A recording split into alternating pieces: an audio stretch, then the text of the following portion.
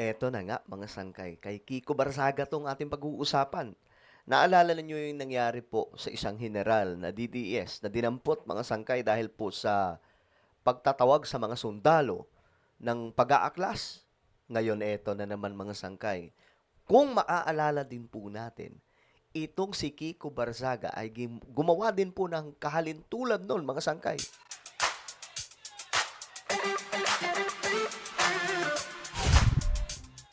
Nako, magkakasingilan na po ngayon. Magkakadamputan na po mga sangkay. No, kasi nga po, kumbaga, yung consequence talaga, hindi agad-agad yan. No? It takes time. At ngayon nga po mga sangkay, mukhang naninilikado. May naninilikado. Hindi lamang si Kiko Barzaga, kundi yung iba pa. Pag-usapan po natin ito ngayon mga sangkay. Okay, dating gawi, no? Dating gawi tayo. Sa mga hindi pa po dyan nakakapag-subscribe sa ating YouTube channel, makikita nyo po yung subscribe button sa baba ng video na to. I-click nyo lamang po yung subscribe, i-click ang bell, at i-click nyo po yung all. Sa mga nanonood naman po sa Facebook, i-follow nyo po yung ating Facebook page. Alright guys, ito na. Ay, naku po. Ito kasi yung kumakalat ngayon na chismis. Alam nyo kasi hindi po sila nag-iisip eh. Itong mga ito, pataka lang. Kumbaga sa Bisaya, pataka lang, sige, sige, yaw-yaw. No? Pero hindi nila naisip ano ang consequence nito. Ayon sa balita, ito yung report mga sangkay, more inciting to sedition cases versus President Marcos. Critics, ito, political blogger and lawyer, falsies, claimed that additional charges or arrest warrants for inciting to sedition may soon be issued against several public figures following the arrest of retired Major General Pukis. May mga susunod pa daw mga sangkay. Ngayon ito yung sinabi, no? Sabi ni Tweety Bird. Sabi ni Tweety Bird. After General Pukis, susunod na din lalabas mga warrants for or charges for inciting to sedition ni na Mike Defensor. Nako, ayan na. May mga video pa mga sangkay. Yan ang mahirap kasi hindi po siya maitatanggi kasi may mga video. Kagaya po ng kay General Pukis, 'di ba? May video mismo. Nagtatawag siya sa mga sundalo na mag-aklas. Aba mga sangkay, yun ang mahirap. Kasi may mga video ngayon may social media, hindi po tulad noon, 'di ba, na kayang magtawag ka ng pag-aaklas, kayang gawin 'yan ng ano ba tawag to? Kumbaga manual ginagawa noon. Ngayon kasi pwede nang sa social media ka na magsalita. Boom, sasabog na, maraming makakakita, mga sangkay. Noon pwedeng itago. Ngayon malabo na Mike Defensor, Kiko Barzaga, and Chavit Singson. Tingin nyo, sino mauuna sa tatlong ito? Ako, ang tingin ko dito na mauuna si Kiko Barzaga. Sunod si Mike Defensor. Sunod si Chavit Singson. Yan po yung, kumbaga, tingin ko lang na magkakasunod na magaganap. No? Tatlo po mga sangkay na magkakasunod ito. Mike Defensor, Kiko Barzaga. Kiko Barzaga muna siguradong mauna kasi klaro po yun. Kaya nga po siya mga sangkay tinanggal bilang reserve ba ata yun, di ba?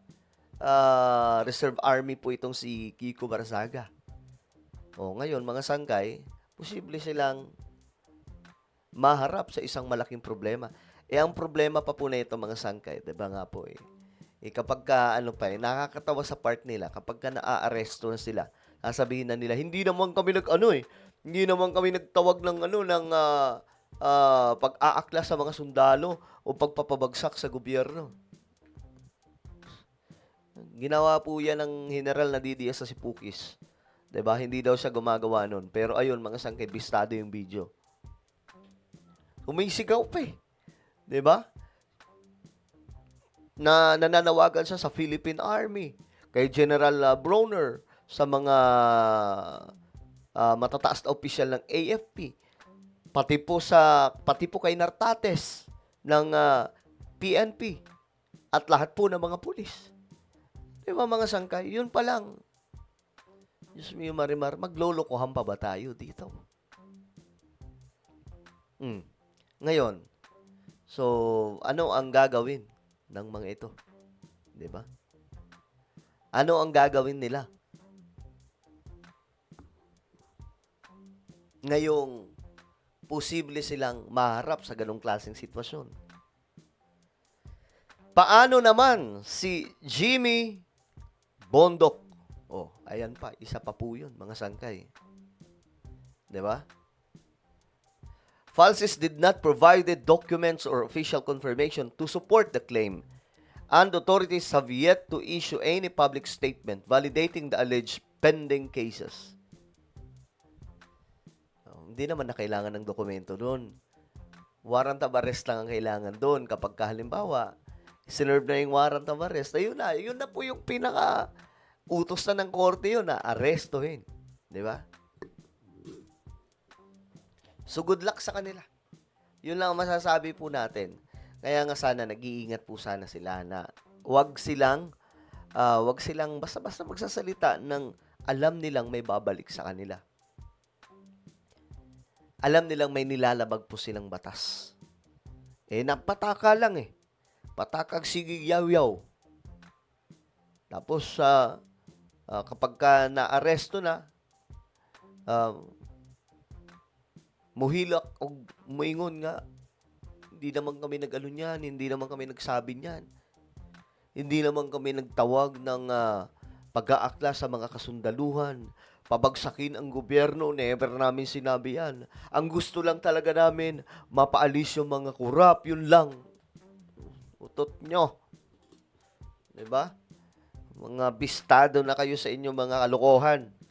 O ito, may mga komento dito. Habang kinakasuhan nila ang bumabatikos sa anomalya sa gobyerno, lalo lang nila sinisira ang imahe nila sa taong bayan. Kaya tuloy nyo yan. Hindi, iba kasi yun. Kasama po yan, syempre hindi naman inaalis yung pagkakaso sa mga may maanomalya. Actually, sa panahon ni BBM, may mga nakulong ng mga DPWH officials. At mayroon pa pong contractor na kilala. At may mga susunod pa, mga senador at kongresista. Panahon ni PRRD, tanong ko lang sa inyo, meron ba? Sabihin nyo, hindi, wala kasing corrupt nung panahon ni PRRD. Hindi, magkaalaman tayo ngayon. Pag tiningnan natin sa Google yan, anong sinabi ni PRRD? Anong sinabi ni PRRD? Ayan po, Duterte says, ghost projects rampant in DPWH. So, maglolokohan pa ba tayo dito? Walang napakulong kasi walang naging aksyon. Magkakalokohan pa ba tayo dito? Matagal na po itong nangyayari, panahon pa po ni Kupong-Kupong. Bira.